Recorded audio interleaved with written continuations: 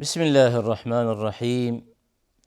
الحمد لله رب العالمين والعاقبة للمتقين، والصلاة والسلام على أشرف الأنبياء والمرسلين سيدنا محمد وعلى آله وصحبه أجمعين. بینندگان عزیز و محترم، السلام علیکم و رحمت الله و برکاته. به برنامه خودتان، برنامه نقش ایمان در زندگی یک مسلمان خوش آمدید. در این جلسه می‌خواهیم در مورد یکی دیگر از عبادت‌هایی که یک فرد مسلمان به پروردگار خودش نزدیکتر می‌کند. در نشست‌های گذشته به مسائلی اشاره داشتیم در مورد مواردی که و یا عبادت‌هایی که انسان را به خالق خودش وصل می‌کند. دعا یکی از موارد بسیار مهم در زندگی یک مسلمان میباشد و دعا یکی از عبادت‌هایی است که الله ذوالجلال به اون توصیه و سفارش فرمودند.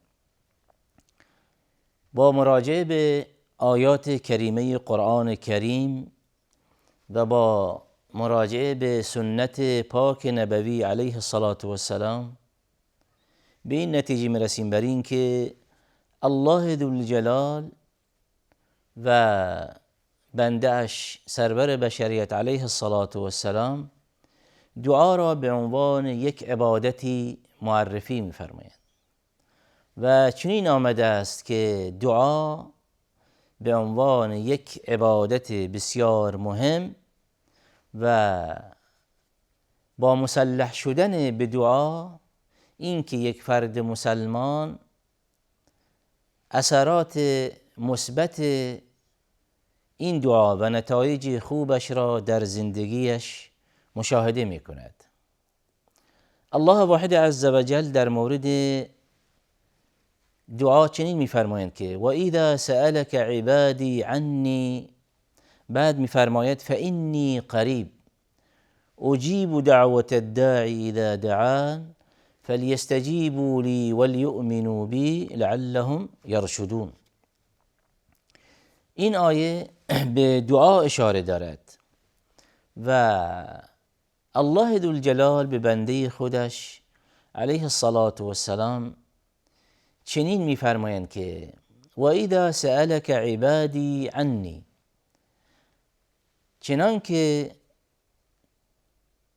یاران تو و به طور عموم پیروانت در مورد من الله سؤالی مطرح کنند.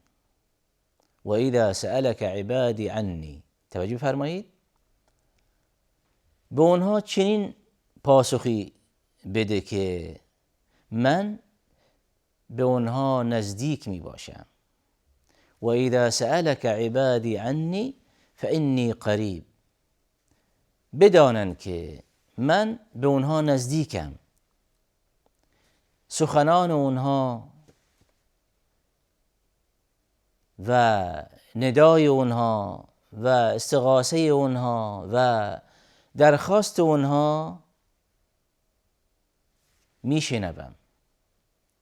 و اذا سألك عبادی عنی فإنی قریب، بعد میفرماید اجیب دعوة الداعی اذا دعان.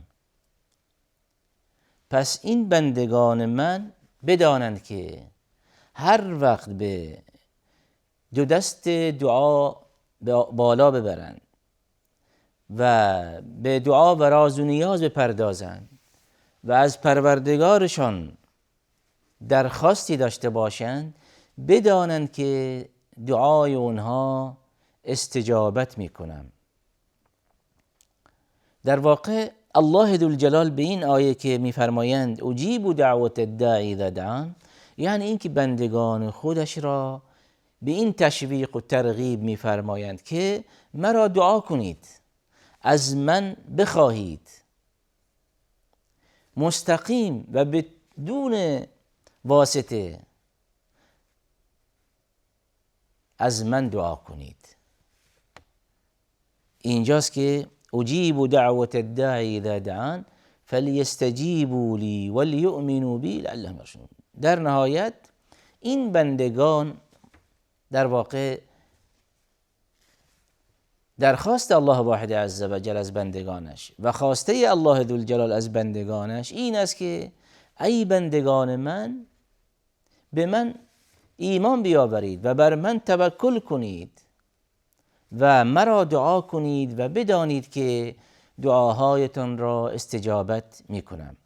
پس این مورد اول در واقع با توجه به این آیه کریمه قرآن کریم الله ذوالجلال بندگانش را مورد خطاب قرار می دهد و به اونها چنین می فرمایند که من به شما خیلی نزدیکم، هیچ احدی نمی تواند به شما نزدیکتر باشد از من، پس هر مشکلی که داشته باشید با من در میان بگذارید و برای حل مشکلاتتان از من بخواهید.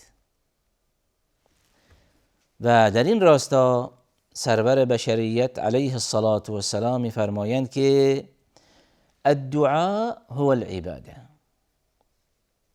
پس دعا عبادتی است از جمله عبادتها و یک بنده مؤمن در واقع از دعا کردن از این عبادت غفلت نکند. این عبادتی است که به نفع خود یک مسلمان می باشد.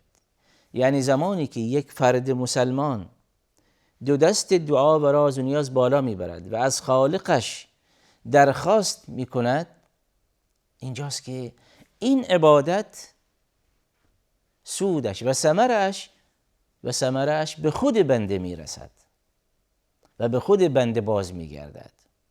اما این لطف الله واحد عز و جل، این مهربانی الله واحد عز و جل به بندگانش که اونها را راهنمایی می کند و به اونها می فرماید که مرا دعا کنید، مشکلاتتان با من در میان بگذارید و دعاهایتان را استجابت می کنم. و همچنین در جای دیگر الله ذوالجلال می فرمایند و قال ربكم ادعوني استجب لكم.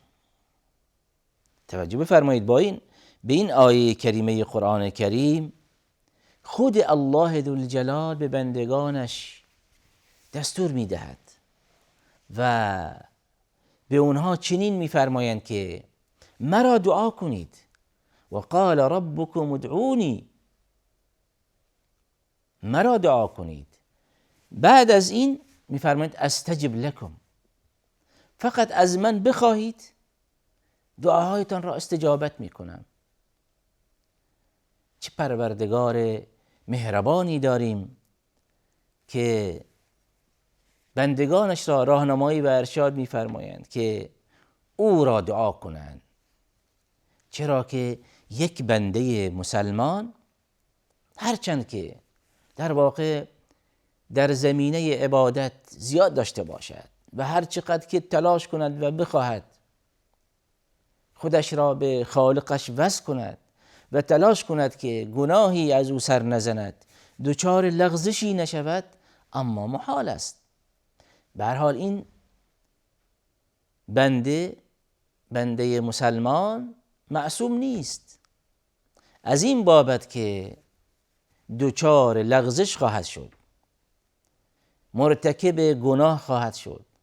اما این فضل و رحمت الله واحد عز و جل و این رحمت دین مبین اسلام به پیروانش که هرچند که گناهی مرتکب شوند با توجه به فرموده رب العالمین این است که اگر هم مرتکب گناهی شدید مرا دعا کنید، از من بخواهید که گناهتان را ببخشم. و قال ربكم ادعوني استجب لكم، دعا کنید و بدانید و معتقد باشید، اعتقاد راسخ و جازمی داشته باشید که بعد از این دعا استجابتی می باشد. و این یک امری است که خود الله ذوالجلال میفرمایند و از بندگانش چنین درخواستی نموده که مرا دعا کنید. و از این بابت که در آیات دیگر قرآن کریم داریم که والذین اذا فعلوا فاحشة او ظلموا انفسهم ذكروا الله فاستغفروا لذنوبهم ومن يغفر الذنوب الا الله ولم يصروا على ما فعلوا وهم يعلمون. در این آیه کریمه الله ذوالجلال چنین می‌فرمایند که کسانی که مرتکب گناه شدند، دچار لغزش ها شدند، در واقع فریب وسوسه های شیطان خوردند، او ظلموا انفسهم، یا اینکه به خودشان ظلم و ستم روا داشتند. چگونه یک انسان به خودش ظلم و ستم میکند؟ با همین مرتکب شدن انواع و اقسام گناهان.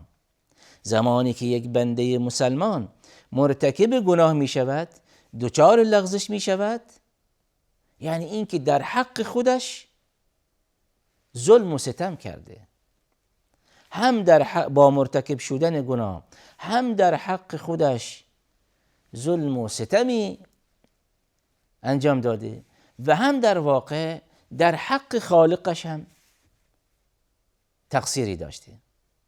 و اینجاست که الله ذوالجلال میفرمایند ای بنده من، چنان که مرتکب انواع و اقسام لغزش ها شدی، دچار گناه های مختلفی شدی، باز هم توبه و استغفار داشته باش، توبه داشته باش، بازگشت داشته باش، اظهار پشیمانی کن، طلب مغفرت کن. و من یغفر الذنوب الا الله، آیا غیر از پروردگار کس دیگری میتواند و یا صلاحیت داشته باشد که گناهان را ببخشد؟ هیچ احدی نیست. پس هیچ احدی نمیتواند گناهان یک بنده را ببخشد جز الله سبحانه و تعالی. و من یغفر الذنوب الا الله. مهم این است ولم یصروا علی ما فعلوا. مهم این است که یک بنده مسلمان چنان که مرتکب گناهی شد اصرار بر معصیت نکند، بر این معصیتی که مرتکب شده استمراری نداشته باشد.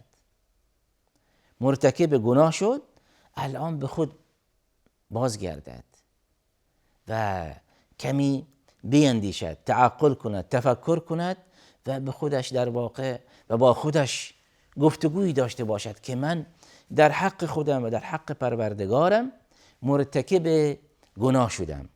پس اینجاست که الله ذوالجلال بندگان خودش را راهنمایی میکند که چنان که مرتکب خطا شدید، گناه شدید، دچار لغزش شدید، ناامید نشوید. فکر نکنید دیگر با مرتکب شدن یک گناه دیگر همه چیز تموم شده و راه بازگشت و راه توبه نیست. نه، چنین نیست. خود باری تعالی راهنمایی می‌فرمایند که در صورت مرتکب شدن گناه استغفار کنید، طلب مغفرت کنید، دعا کنید از پروردگارتان، چرا که او گناهانتان را میبخشد. و به عنوان یک قاعده در واقع چنین است که لا کبیرة مع استغفار. و اینجاست که هر چقدر که یک انسان مسلمانی مرتکب گناه بزرگی شده، درمانش و علاجش توبه و استغفار می باشد. پس این رحمت دین مبین اسلام که راه بازگشت را برای بندگانش گشوده و دروازه توبه بسته نشده. و اینجاست که پیامبرمان علیه الصلاة و السلام می‌فرمایند خیر الخطائین التوابون. با توجه به این فرمایش نبوی علیه السلام باز هم به این نتیجه میرسیم بر این که پیامبر علیه السلام این را میداند که پیروانش معصوم نیستند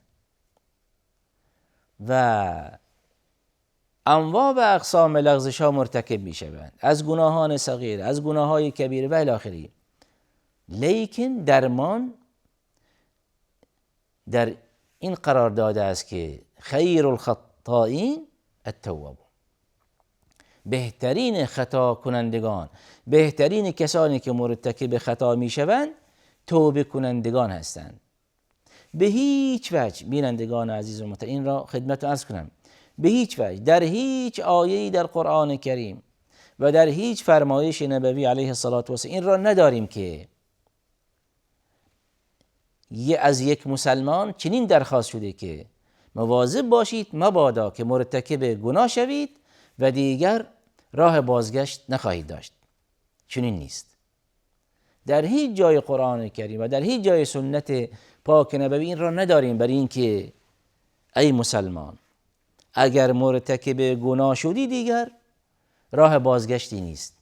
چنین نیست، بلکه برعکس این قضیه تشویق قرآن کریم به بازگشت، تشویق قرآن کریم به توبه و استغفار و همچنین تشویق و ترغیب پیامبر علیه السلام بر این که پیروانش هرگاه که مرتکب لغزش شدند بازگردند و توبه و استغفار کنند و بدانند که با توبه و استغفار این گناهایی که مرتکب شدند نیست و نابود می شوند. یعنی این که این بنده مسلمان خودش را شستشو می دهد و از این بابت که الله ذوالجلال در این آیه می فرمایند و قال ربکم ادعونی استجب لکم، مرا دعا کنید و دعاهایتان را استجابت می کنم. یکی از دعاهایی که بایستی در واقع داشته باشیم این است که زمانی که با توجه به دیگر آیات کریمه قرآن کریم زمانی که دوچار لغزش شدیم این است که دو دست دعا و راز و نیاز بالا ببریم و از آفریدگارمان بخواهیم که یا الله مرتکب گناه شدم، دوچار وسوسه شیطانی شدم و اینجاست که از تو میخواهم که گناههای مرا ببخشید و الله ذوالجلال به فضل و کرمش این گناهان را میبخشد. و آخر دعوانا ان الحمد لله رب العالمين و صلی الله علی سیدنا محمد و علی آله و صحبه و سلم.